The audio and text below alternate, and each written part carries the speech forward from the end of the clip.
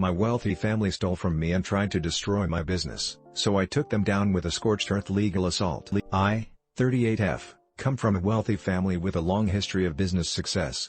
My father, 65M, is the CEO of a major corporation, while my mother, 60F, is a socialite and philanthropist. Growing up, I had every material advantage, but my parents were emotionally distant and prioritized appearances over genuine bonding. My younger brother, Jake, 35M, was always the favored child. He could do no wrong in my parents' eyes, while I was constantly criticized for perceived flaws or failures to live up to their lofty expectations. This toxic dynamic bred resentment in me towards Jake and a desperate need to please my parents that never seemed to be fulfilled. Despite this dysfunction, I worked hard in school and landed a lucrative job at my father's company after college. I hoped this would finally earn their approval and love, but it only seemed to intensify the competition with Jake for their attention and validation. Several years ago, my father announced he would be retiring soon and named Jake as his successor to take over as CEO. I was devastated, all those years of striving for his approval, only to be passed over in favor of the golden child once again. Jake reveled in his new status, lording it over me at every opportunity. My parents beamed with pride at their son, while I felt like a perpetual disappointment and afterthought. The hurt and anger I felt was overwhelming. Around this time, my husband Richard, 40M, came into a sizable inheritance from his late uncle. He urged me to quit the company and start our own business, free from the toxic influence of my family. After much soul-searching, I agreed. This was my chance to get out from under their control and finally find success on my own terms. With Richard's inheritance as seed money, we launched a tech startup and worked tirelessly to get it off the ground. Within a few years, through innovation and shrewd business moves, our company was a rising star in the industry. Bitter that his little sister had achieved such success without his help, Jake went out of his way to dismiss and belittle my accomplishments at every turn. My parents backed him up, certain that my little hobby business was no match for the mighty corporation Jake now controlled. Then, a trusted employee discovered something shocking, proof that Jake had been systematically corporate espionage and intellectual property theft to try to undermine my company's competitive advantage. The evidence was damning: emails, files, memos directly implicating Jake in underhanded tactics to sabotage my business and boost his own. He had people on his payroll stealing trade secrets, hacking systems, and poaching key employees and clients. I was blindsided and devastated that my own brother would stoop to such lows out of petty jealousy and greed. Richard urged me to take the evidence to the authorities and sue, but after a lifetime of conditioning, a part of me still craved my family's approval and validation. So against my husband's advice, I decided to confront Jake directly and try to appeal to whatever shred of human decency he might have left. I wanted to give him a chance to come clean and make things right before taking legal action that could destroy everything. I scheduled a lunch meeting with Jake under the pretext of needing advice about a business opportunity. When he arrived at the restaurant, I laid out the evidence folder by folder, proof of his corporate espionage, theft, and underhanded tactics. At first Jake had the gall to feign innocence and play dumb. But as I produced more and more damning evidence, the mask finally slipped. He flew into a rage, screaming about how he deserved to have everything after being the perfect son while I was the constant disappointment. Jake admitted to trying to sabotage my business out of spite, convinced that I didn't deserve my success when he was the heir apparent. He mocked the idea that I would take legal action, confident that our wealthy parents would use their influence to make any charges or lawsuits disappear. Despite Jake's sneering bravado, I remained outwardly calm. I let him rant and rave, secure in the knowledge that I had him dead to rights with the documented evidence. When he finally wound down, I made my ultimatum: he could either retire immediately, relinquish control of the company, and pay massive restitution, or I would bury him in criminal charges and civil lawsuits. Jake laughed in my face at the idea of me having any leverage over him. He mocked my attempt at appearing strong and said I would never have the nerve to take down the favored son and air our wealthy family's dirty laundry in public. His arrogance further fueled my fury. I texted the evidence to Richard, who had lawyers and a PI on standby.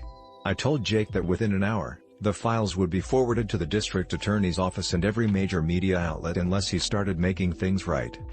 For a moment Jake looked legitimately shaken, realizing I might not be bluffing.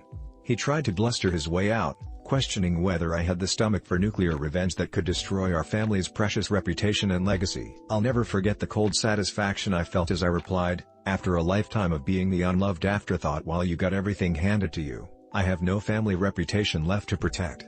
You make this right, or I will burn everything down around you." Perhaps it was the look in my eyes, or maybe the rational part of his brain finally kicked in. But Jake's bravado crumbled. He quickly agreed to my terms: immediate retirement, signing over control of the company, and payment of an 8-figure restitution plus my legal fees. As additional insurance, I forced him to sign a draconian confession and settlement under threat of further legal action and PR bombardment. Jake had no choice but to comply, finally getting his arrogant comeuppance. With Jake cowed into submission for the moment, I had to steel myself for the inevitable clash with my parents. I knew they would go nuclear when they learned their precious heir had been dethroned and extorted. True to form, my mother hit the roof when I told her, accusing me of being a horrible, greedy person for attacking my own brother. My father raged that I would destroy decades of his life's work and the family legacy over a grudge. I calmly stated that Jake's own criminal actions were to blame, not me, and I had the evidence to prove it. I offered them the same choice as Jake: make proper restitution and publicly condemn his actions, or face the legal and PR firestorm. My parents doubled down, calling me a liar and insisting their beloved Jake could never do such things. My father threatened to use his wealth and influence to bury me in endless litigation from his army of lawyers. Tired of negotiating with delusional narcissists in denial, I stopped playing nice.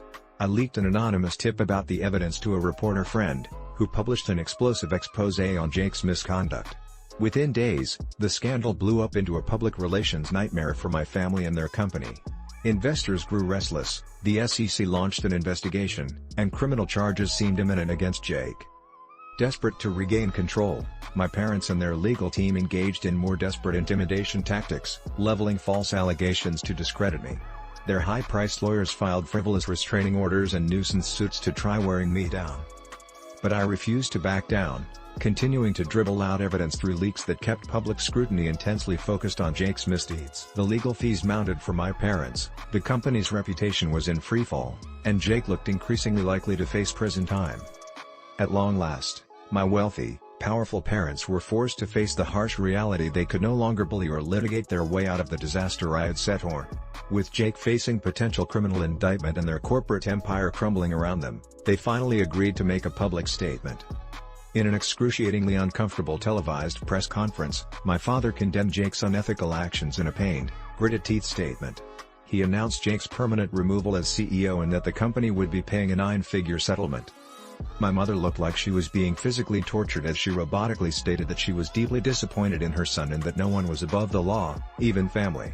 Her murderous gaze bored into me, no doubt vowing eternal revenge. With their capitulation, I called off the PR bombardment and endless stream of leaks. But the damage was done, their previously pristine family reputation and corporate legacy were in ruins. And I was just getting started on holding them truly accountable. With Jake neutralized through legal agreements and my parents publicly admitting his misconduct, I shifted my sights to the bigger target, their entire unethical corporate culture. By forcing their hand in ousting Jake, I now had a foothold to enact sweeping governance reforms over their objections.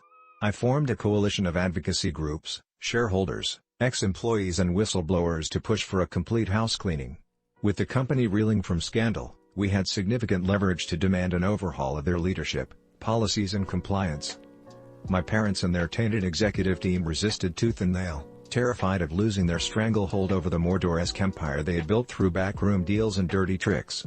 But each time they tried to defy the reforms, I would threaten more PR detonations and regulatory scrutiny. In the end, their greed overcame their hubris. They were forced to accept the installation of an independent audit committee and oversight team with real power to root out unethical practices. One by one, toxic leaders were ousted and criminal investigations launched into past misdeeds. Over the next couple of years, the legal punishments and accountability kept raining down in the wake of the scandal I triggered. Jake ended up pleading guilty to numerous federal crimes to avoid even more severe charges. He was sentenced to 5 years in prison and had his lavish assets seized. My scumbag brother was rendered penniless and would be a convicted felon for life, a fitting punishment. The company itself faced staggering penalties, a $750 million criminal fine, $1.2 billion in civil settlement payments to competitors, and a corporate compliance monitor to oversee ethics reforms for the next decade. But the biggest hammer drop was yet to come for my deplorable parents, who had spent a lifetime prioritizing greed and status over family. Federal prosecutors took aim at rampant historical corruption with criminal charges of fraud, antitrust violations and bribery of public officials over many years. The mountain of evidence that poured out during the investigations painted a damning picture of my parents as wealthy, arrogant elites who thought they were above the law. Emails, records and witness testimony chronicled their involvement in market manipulation schemes, insider trading, tax evasion, environmental cover-ups and more.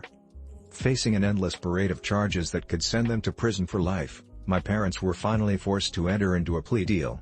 The penalties were still brutally harsh: tens of millions in fines and asset seizures, a decade of probation, and a 5-year prison stint for each of them. As they were led away in handcuffs, I couldn't help but feel a sense of galactic karma being served. These narcissistic sociopaths had destroyed so many lives through their greed and arrogance. Now they were being taken down by the riches and power they had worshipped, at the hands of the daughter they had endlessly belittled. Even with all the legal victories and accountability exacted, the emotional fallout from everything still weighs heavily. I'll never regain the family bond that was destroyed by years of toxicity. My relationship with Jake is irreparably fractured thanks to his selfish betrayal. And despite their cruelty towards me, a part of me still mourns the total loss of any real parent-child connection. Seeing my mother and father publicly disgraced and imprisoned has been profoundly sad, even if it was their own reprehensible actions that sealed their fate. At times I'm haunted by guilt, wondering if I went too far down the path of nuclear revenge. In my darkest moments, I question whether I'm really any better than the narcissists who raised me, or if the cycle of trauma and hurt simply continues in an endless loop.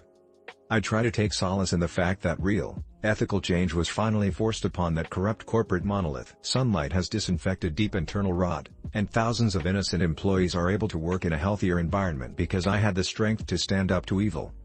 Even years later, the dust still hasn't fully settled from the nuclear shockwaves I unleashed against my own family and their unethical business empire. My life will never be the same. I've lost so much, yet also finally freed myself from decades of toxicity. Richard has been my rock through the massive personal turmoil, consequences and collateral damage. If not for his unconditional love and support, I might have drowned in the sea of guilt, anger and sadness kicked up by this whole traumatic saga.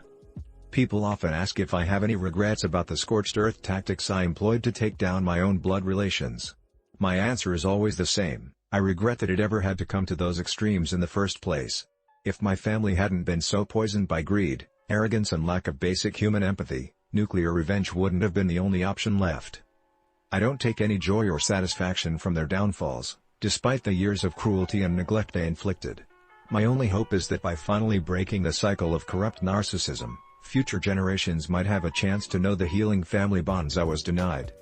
At the end of the day, I didn't set out for nuclear revenge. I simply refused to accept further abuse and mistreatment from the very people who were supposed to love and nurture me.